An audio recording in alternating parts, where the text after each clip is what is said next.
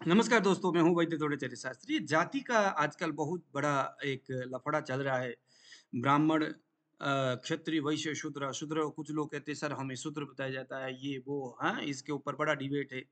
लेकिन आयुर्वेद देखो, इस आप कोई भी ग्रंथ, संस्कृत के ग्रंथ को उठा लो जो बहुत इंपॉर्टेंट इस तरीके, जैसे आयुर्वेद है। अब आयुर्वेद में तो कोई जाति प्रथा का तो अभी तक तो कोई ऐसे लगाया नहीं है, लेकिन अगर हम ढूंढते हैं तो वहां पर भी जाति प्रथा के बारे में कुछ बातें हैं। लेकिन वह जाति ऐसा नहीं कि तू शूद्र है, तूने ये करना वो नहीं करना, ऐसी बातें नहीं है। यहाँ पर क्षेत्र के हिसाब से जाति, उस मिट्टी के और उसकी उर्वरा शक्ति, उसकी क्वालिटी, उसके रूप रंग आदियों के आधार पर ये जाति का वहाँ पर ये लगाया हुआ है ना। बेसिकली ये ब्राह्मण, क्षत्रिय, वैश्य और शूद्र, ये जस्ट किसी चीज को डिवाइडेड करने वाली बातें हैं। डिवाइडेड का मतलब है कि अगर कोई आदमी में इस तरह की क्वालिटी है तो वो ब्राह्मण है, इस तरह की है तो जस्ट उसको एक पहचान रखने और बनाने के लिए, मतलब ये तू शूद्र है तो इसका मतलब ये नहीं कि वो बहुत निकृष्ट हो गया, बहुत खराब हो गया। तू ब्राह्मण है तो तू बड़ा उत्तम हो गया। ये बात बाद में जाकर के कुछ राजनीति करने वालों ने ब्राह्मण को है ना, उसको पकड़ करके वो, है ना, एक तरह से राजनीति करना चाहते थे, तो उन्होंने ब्राह्मणों को उस वक्त ऊंचा किया। अब आजकल वही राजनीति करने वाले लोग जो कि शूद्र के नाम से इस तरह के लोगों को भटका करके वहां से उस तरह से राजनीति करते। बेसिकली न तो ब्राह्मण उत्तम और ऊंचा है, न शूद्र नीच है। बेसिकली नीच और ऊंच वाला कोई कॉन्सेप्ट नहीं है। ये जाति के आधार पर राजनीति करने वाले लोगों ने तब भी ब्राह्मणों के नाम से दूसरों को दुख दिया, और आज भी किसी औरों के नाम से किसी औरों के लिए, जैसे ये सारी चीजें चल रहा है। तो देखिए जरा आयुर्वेद में ये जाति प्रथा का क्या व्यवस्था है। तो यहाँ पर क्या बताया हुआ है, देखिए जरा। क्षेत्र भेदम प्रवक्ष्यामि शिवेनाख्यातमंजसा ब्राह्मम क्षात्रम च वैश्यम शूद्रम चेति यथा क्रमात्। ये देखिए कितने सुंदर तरीका से रजनीगंटू ये आयुर्वेदिक द्रव्य गुण विज्ञान के संदर्भ में इन्होंने चतुर्वर्ण क्षेत्र भेद, जो हमारा जो जमीन है ना जी पूरी दुनिया में, उसको आयुर्वेद में चार वर्ण में, चार क्वालिटी में उसको डिवाइडेड किया है, विभाजन किया है। एक को बताया ये ब्रह्म यानी ब्राह्मण जैसा, दूसरे को बताया ये क्षत्रिय, तीसरे तरह के मिट्टी और उसके चीजों को बताया ये वैश्य, और चौथे तरह की चीजों को बताया शूद्र। अब ये सभी को हम नहीं देखेंगे, अब हम देखेंगे यहाँ पर शूद्र किस तरह की मिट्टी को बताया, देखिए जरा। तो हम वहां से समझ लेंगे कि किस तरह की मिट्टी और स्थान को आयुर्वेद शूद्र वाले क्षेत्र बताते हैं। देखिए शूद्र क्षेत्र, तो अगर ये समझ में आएगा तो आप बड़े ही आश्चर्य में पड़ जाएंगे कि वह क्या बात है। ये ब्राह्मण, क्षत्रिय, वैश्य, शूद्र को पूर्व समय में, पहले के समय में कितना बढ़िया तरीका से यूटिलाइज किया है लोगों को समझाने के लिए। देखो, शूद्र वर्ण का क्षेत्र के बारे में राजनिघंटु के आनुपादी वर्ग में शूद्र क्षेत्र के बारे में क्या बताते। श्याम स्थलाढ़ बहुशस्य भूतिदम लसतृणैर्बबुल वृक्ष वृद्धिदम धान्योद्भव ही कर्षक लोक हर्षदम जगाद शौद्रम जगतौ वृषध्वज। ये लो जी,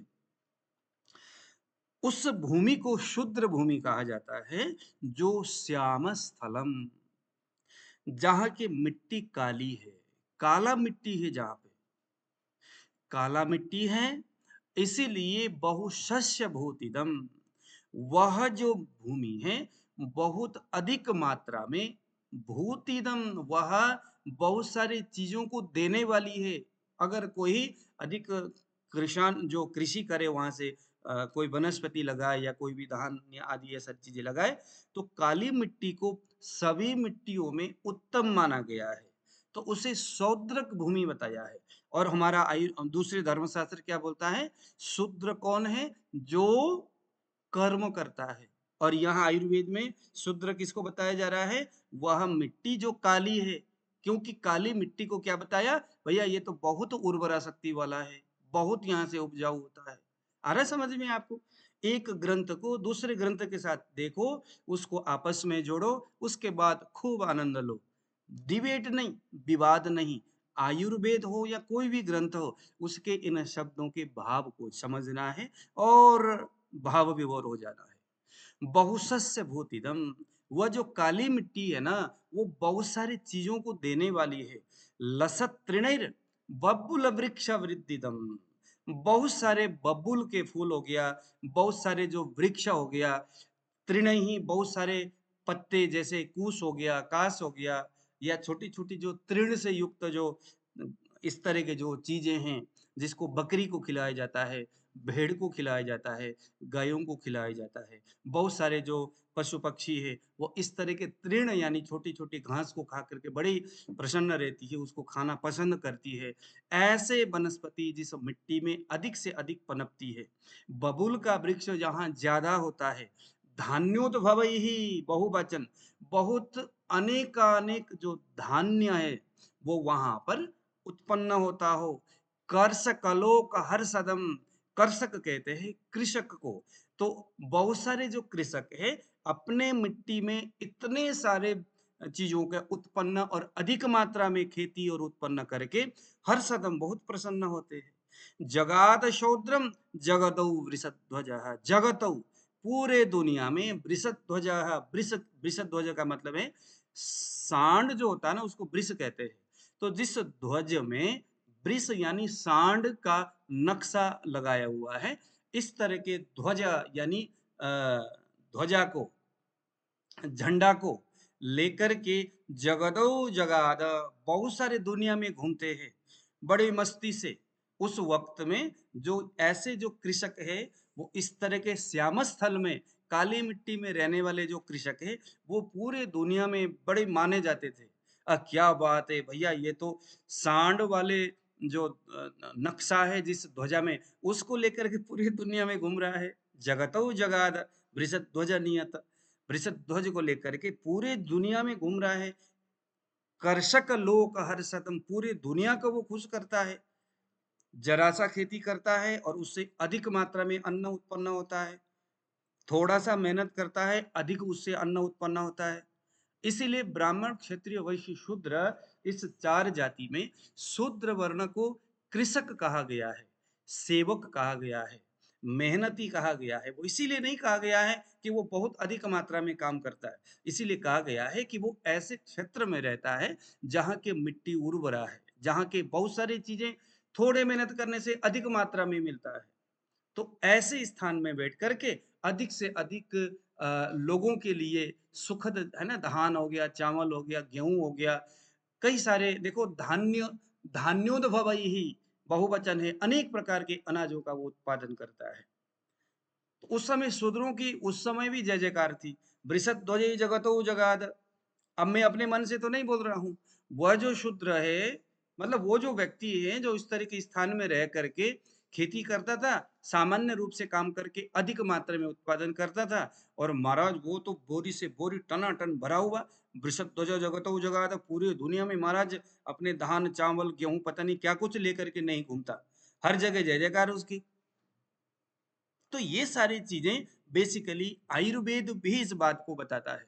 लेकिन इन चीजों को व्याख्या कौन करे, कौन कराए? आजकल तो राजनीतिक है, तो सुने भी कौन, माने भी कौन? क्योंकि लोग, ऐसा नहीं कि इन बातों को, बहुत सारे लोग तो जानते जो पढ़े लिखे लोग हैं।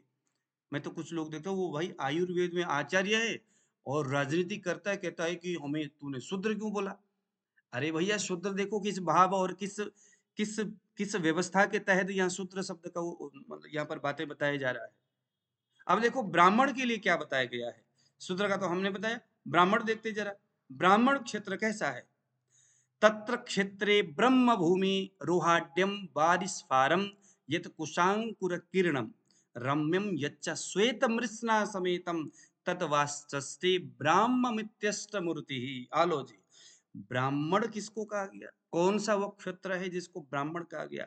तो श्वेत मृत्स्ना, सफेद मिट्टी वाला जो क्षेत्र है, उस क्षेत्र में रहने वाले लोगों को ब्राह्मण कहा गया, या उस क्षेत्र को ब्राह्मण क्षेत्र कहा गया। जहां का जो भूमि है, रुहाड्यम, बारिश फारम, ये तो कुशांकुर क्रीड़म, जो कुश है घास, इस प्रकार के छोटे छोटे इसके नुकीला जो अंकुर युक्त जो घास हो जहां पर, जो सफेद मिट्टी वाला जो एरिया है, वहां जाकर के आप एक बार देख लो, वहां बहुत ज्यादा चीजों का उत्पादन नहीं होती। धान का, गेहूँ का, तमाम चीज़ों का उत्पादन नहीं होता। तो ब्राह्मण जो है ना, कुश, काश, इस तरह की चीज़ों के, लेकिन श्वेत जो सफ़ेद मिट्टी है ना, उस मिट्टी की एक स्पेसिफिक क्वालिटी ये भी है कि उसमें मस्तिष्क को तेज करने वाला, है ना? हमारे धातुओं को उस तरह से रसायन करने वाला, ये इस प्रकार का क्वालिटी उस मिट्टी में रहता है। तो वहाँ रहने वाले लोगों का जो दिमाग है, वो थोड़ा अच्छा रहता है। मतलब तार्किक विचार वाले, तार्किक बुद्धि वाले इस तरह के होते हैं। तो ब्रह्ममिष्टस्त मूर्ति ही। तो इसीलिए ये स्थान भेद से उस स्थान का जो व्यवस्था है उसके आधार पर यहाँ पर जाति का, उस क्षेत्र को लेकर के इस तरह की बातें बताया गया है। हमें तो जाति को उस तरह से डिबेट में ले जा करके विरोध नहीं करना है, किसी से झगड़ना नहीं है कि भाई तू ब्राह्मण है तू ऐसा, मैं क्षत्रिय हूँ मैं ऐसा। हाँ, ये है कि जाति जो है अलग-अलग बातों को समझाने के लिए तब ग्रंथकार ने अलग-अलग जगह में उन्होंने उस शब्दों का इस्तेमाल किया है। इसका मतलब ये नहीं कि भाई ये शूद्र है चलो इसको मार देते, ये तो अपवित्र है, ये ब्राह्मण के योग्य नहीं है, ब्राह्मण के साथ खड़े और बैठने वाला योग्य नहीं है। ऐसी बातें किसी के भाव में नहीं आया। बेसिकली संस्कृत बहुत गूढ़ शब्द है, गूढ़ भाषा है, उस तरह से लिखी गई है। ठीक है? इसको समझना है गुरु के मुँह से। अगर आप आयुर्वेद इसी तरह से समझना चाहते हैं, संस्कृत के गूढ़ भाव को समझना चाहते हैं, तब तो मस्ट वेलकम आप हमारे आ जाओ। ऑनलाइन में हम लोग सामान्य वर्ग के लोगों को ही लेकर के हम आयुर्वेद सीख रहे हैं। हमें कोई ज़रूरी नहीं है कि कोई बीएमएस करने वाले, एमडी, पीएचडी किया हो तब जा कर के हम उसको, हम तो एक जिसको आँवले के बारे में नहीं पता था, जिसको मुलेठी क्या होता है वो जिसको वो तक नहीं पता था, उस आदमी को भी हमने अपने क्लास में स्थान दिया और आज वो आयुर्वेद के विषय में बहुत सारी बातें जानता है। क्योंकि हम एकदम उस तरह से कि हम किसी प्रकार लोभ और लालच से रहित, हाँ, ये है कि मंथली जो आपने हमें गुरु दक्षिणा देना है ना? जो पारितोष जिन्हें हम कह सकते हैं, वो तो भैया देना ही पड़ता है। हम किसी से पढ़ेंगे तो हम भी उनको देते थे, आज भी हम दे रहे हैं। अगर आप हमसे पढ़ेंगे, तो ये गुरु और शिष्य के बीच की एक जो मर्यादा है, इस तरह से भी रखा जा सकता है। पहले ज़माने में स्टूडेंट जो है गुरु के आश्रम में रहते थे, खूब तरह की सेवा करके, गुरु को प्रसन्न करके उनसे विद्या लेते थे। अब आजकल आप अपने एंड से आप अपने काम कर रहे हैं, ठीक है? तो आपसे एक तरह के जो पारितोषिक जो है हमें किस स्वरूप में मिल सकता है? तो अब यही है कि आप जो कुछ भी अपना काम करते रहे उसमें से थोड़ा-सा अमाउंट गुरु दक्षिणा के रूप में आप हमें दे दीजिएगा। हम आपको आयुर्वेद, नाड़ी परीक्षण, चरक संहिता या मेडिकल एस्ट्रोलॉजी या टेलीपैथी, ये तमाम जो सब्जेक्ट है, हर रोज़ हम आपको पढ़ाएँगे। आपको इससे आनंद मिलेगा। बहुत सारी जो एक्चुअल जो वास्तविक जो धर्मशास्त्र की जो बातें हैं वो आपको समझने, सुनने और पढ़ने को मिलेगा। उसकी व्याख्यान समझने को मिलेगा। उसका वो बेसिकली वो ग्रंथ और वो शब्द बेसिकली कहना क्या चाहता है, वो बातें आपको समझ में आएगा, ठीक है? तो इस तरह से इंटरेस्ट को बढ़ाइए और सही चीज़ों को समझने का प्रयास करिए, ठीक है? और ऐसा नहीं कि बस हवा-हवाओं में कोई चीज़ें, मैं तो जस्ट मेरा तरीका है कि संस्कृत का कोई एक सूत्र को लेता हूँ और उस सूत्र को समझाते हुए, उससे जुड़ी हुई तमाम तरह की बातें मैं व्याख्यान करने का प्रयास करता हूँ। तो कई कई सारे जो लोग हैं, इससे बड़े खुश रहते हैं। उनको लगता है कि हाँ, ये एक्चुअली और हकीकत बात यही है। तो ठीक है, आने वाले समय में किसी और सब्जेक्ट को लेकर के मैं आपके सामने आऊँगा। आज दीजिए विदा, नमस्कार।